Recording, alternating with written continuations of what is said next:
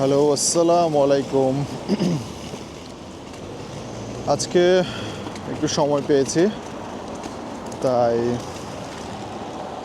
ভাবছি যে একটু লন্ড্রিটা করে ফেলি।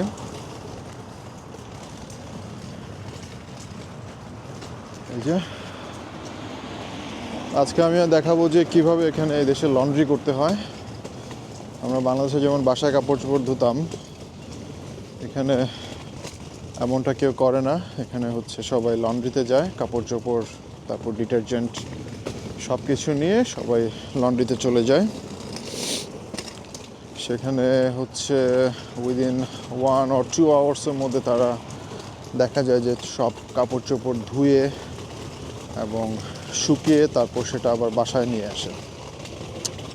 সো আমার কাছে এই সিস্টেমটা প্রথমে একটু লাগতো, পরে দেখি যে না, এটা খুব ভালো। কারণ এখানে যে পার আওয়ার যে এখানে আসলে টাইমের ভ্যালুটা অনেক বেশি, তো তাই এই দেশের মানুষ আসলে যতটা কস্টিংয়ের ওপর চিন্তা করে না, তারা চিন্তা করে টাইম কতটা কম লাগা যায়, কম টাইমে যতটা করা যায় আর কি। সো আমি এখানে স্টুডেন্ট, সো আমার এখানে গাড়ি নেই। তাই যাদের ট্রান্সপোর্ট থাকে না তারা হচ্ছে যারা যখন লন্ড্রিতে যায় তারা সাধারণত একটা ওয়াগন ইউজ করে। সেই ওয়াগনে হচ্ছে তাদের সব কাপড় চোপড় ডিটারজেন্ট নিয়ে তারপরে আমার মতো হেঁটে হেঁটে তারপর যায় আর কি। সো আমি যদি একটু দেখাই আপনাদেরকে আমি কীভাবে নিচ্ছি আমার কাপড় চোপড়গুলো। এই যে এরকম একটা ওয়াগনে করে বস্তাতে ভরে তারপর হচ্ছে লন্ড্রির উদ্দেশ্যে যাওয়া লাগে। বাইরের ওয়েদার হচ্ছে অনেক ঠান্ডা, -3-4, ফিলস লাইক হচ্ছে আরও কম, -6-7-8 মতো হবে। আমার হাত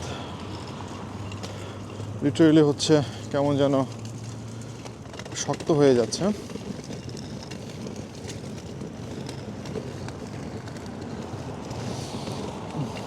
এই আমার আশেপাশের নেইবারহুড,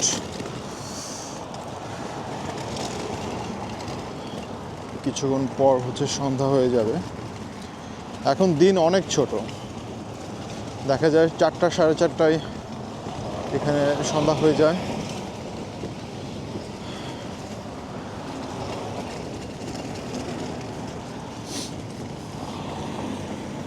সো ঠিক আছে, লন্ড্রিতে ঢুকে আমি দেখাবো আর কি কীভাবে আমরা এখানে লন্ড্রি করি। এখানকার যে লন্ড্রিটা আছে সেটা কেমন। অনেক ধরনের লন্ড্রি আছে, অটোমেটিক লন্ড্রি, তারপর কয়েন বেসড লন্ড্রি। তা আমি এখন যেটাতে যাচ্ছি সেটাতে কয়েন ইউজ করা হয়, কয়েন ঢুকিয়ে ঢুকিয়ে তারপর হচ্ছে মেশিনটাকে স্টার্ট করা হয়। সো হোল প্রসেসটা আমি দেখাবো আর কি কীভাবে এটা করা হয়। ওকে, আমি এখন লন্ড্রিতে চলে আসছি। তো এগুলো যেগুলো দেখতে পাচ্ছেন সেগুলো হচ্ছে ড্রায়ার। এখানে হচ্ছে কাপড় শুকানো হয়। আর ওই পাশে হচ্ছে লন্ড্রির যে মেশিনগুলো, এগুলো হচ্ছে আপনার। তো এই লন্ড্রিটা হচ্ছে বেশ পুরনো, অনেক আগের, কারণ এই মেশিনগুলো লেটেস্ট না আর কি, মডেলগুলো পুরনো। আর এখানে হচ্ছে কয়েন বেসড। সো আমাকে প্রথমে এখান থেকে কয়েন নিতে হবে। এখান থেকে আমাকে কয়েন নিয়ে তারপরে হচ্ছে এই যে এখানে হচ্ছে আমি যখন ক্যাশ দিব তখন চেঞ্জ হয়ে এই বাস্কেটে কয়েন আসবে।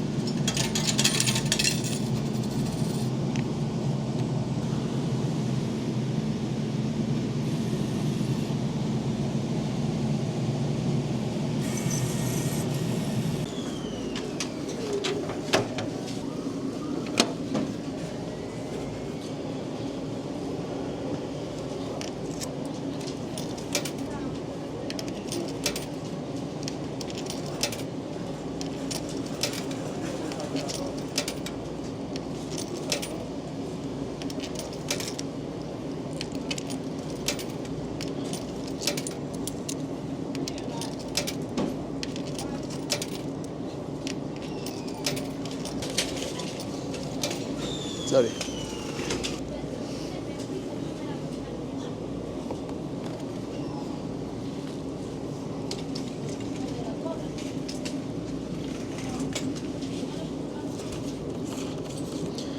এখন হচ্ছে আমি ডিটারজেন্ট দিব।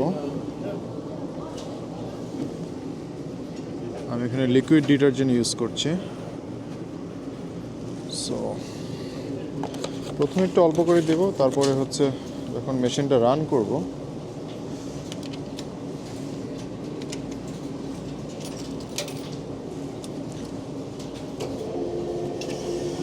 মেশিন রান হয়ে গেছে। এখন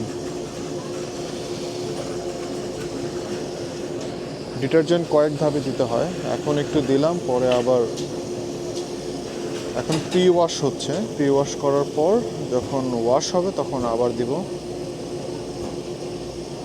তাহলে ক্লিনিংটা ভালো হয় আর কি।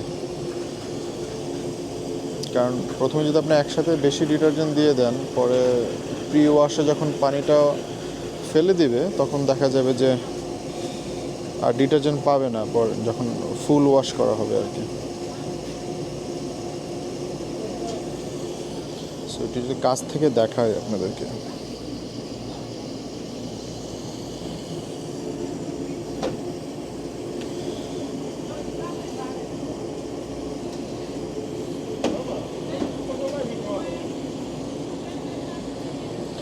এখানে কয়েন ঢুকাতে হয়। এখানে আমার কস্টিং পড়ছে 7.75,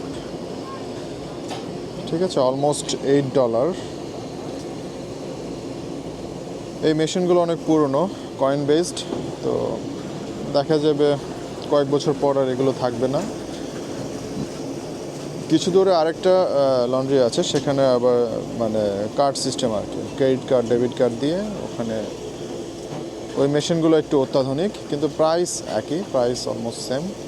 ওইটা একটু দূরে, তো যাওয়াটা কষ্ট সেজন্য। আর এই যে এখানে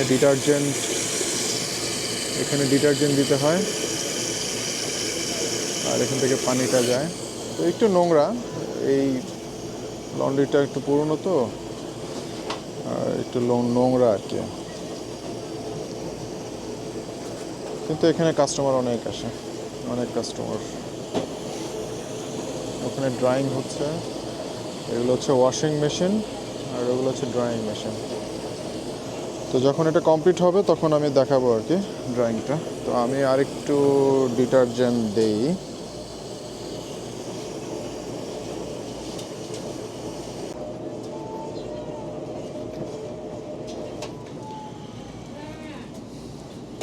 ডিটারজেন্ট হিসেবে আমি ইউজ করছি এটা লিকুইড ডিটারজেন্ট। তো আমার কাছে পাউডার থেকে লিকুইডটা বেশি ভালো লাগে আর কি। এটা আলাদা স্মেল আছে, ফ্লেভার, তো আমি লিকুইডটা ইউজ করি। ওকে, এখানে এখন হচ্ছে প্রি ওয়াশ স্টেজে আছে, তারপর তো অলমোস্ট 30 মিনিটসের মতো লাগতে পারে। তো আচ্ছা, এটা শেষ হওয়ার পর আমি আবার ব্যাক করছি।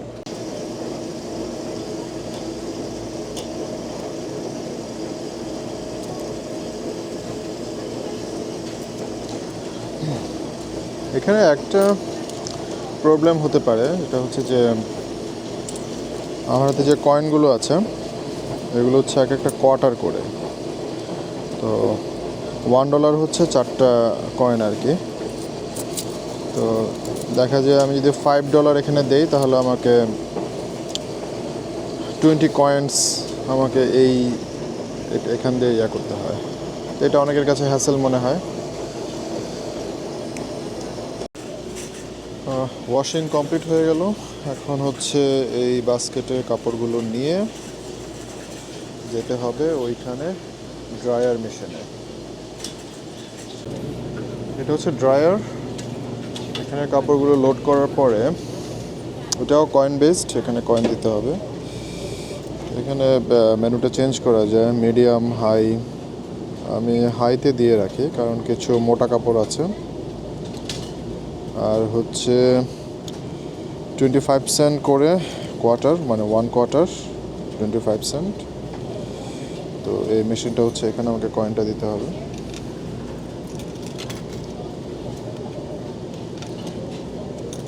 $0.25 হচ্ছে 7 মিনিটস। তো আমি 3/4 দিলাম, 3/4 হচ্ছে 21 মিনিটস। ঠিক আছে, তো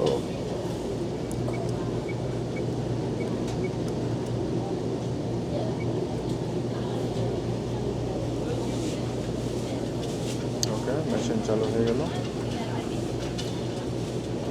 সো 21 মিনিটস ওয়েট করতে হবে। সো আমার লন্ড্রি করা শেষ, ড্রাইং করা শেষ, কাপড়গুলো শুকিয়ে গেছে, অনেক গরম। তো এখন আমি এটা এই বাস্কেটের মধ্যে রেখে তারপর হচ্ছে আমার ওয়েগনে করে বাসায় নিয়ে যাব। তো এখানে যেটা বলতে যাচ্ছিলাম আর কি, যে এখানে লন্ড্রি করার সুবিধাটা হচ্ছে যে আপনার টাইমটা বেঁচে যায়। কারণ টোটাল লন্ড্রিতে আমার অলমোস্ট প্রায় 1 আওয়ারের মতো লেগেছে। তো এই কাপড়গুলো যদি আমি বাসায় ধুই তাহলে দেখা যাবে যে আমার আরও বেশি সময় লাগবে, এবং সময়টা বেশি লাগবে, প্লাস হচ্ছে যে শুকাবো কোথায়? ওয়েদার তো এখন হচ্ছে উইন্টার, সো সূর্যের আলো নেই, কাপড় শুকানোতে সমস্যা। তারপর হচ্ছে কাপড় ধুতে হবে, যে একটা ফিজিক্যাল একটা যে লোড যাবে, এই লোডটা কিন্তু দেখা যাবে যে আমার শরীরে থাকবে। আমি পরবর্তীতে অন্য কোনো কাজে এঙ্গেজ হলে সেখানে আলসে হয়ে যাবে। তো সেক্ষেত্রে এখানে যারা যারা আর কি আছে তারা সবাই লন্ড্রি ইউজ করে, এবং তাদের সময় এবং টাকা দুইটাই বাঁচে। টোটাল এই প্রায় 1 বস্তা কাপড়, এই কাপড়গুলো আমাকে লন্ড্রি করতে আমার ওয়াশিংয়ে খরচ হলো হচ্ছে $7.75, ধরলাম $8, আর ড্রাইংয়ে হচ্ছে $1, সো $9। তো $9 আর হচ্ছে 1 আওয়ার, এটা হচ্ছে আমার ইনভেস্টমেন্ট। তো এর পরিবর্তে আমি 1 বস্তা কাপড় আর কি পরিষ্কার করে ফেললাম। আমার মনে হয় যেটা নট ব্যাড। যারা এখানে কাজ করে তাদের সময়ের দাম অনেক বেশি, তো সেই হিসেব করলে দেখা যায় যে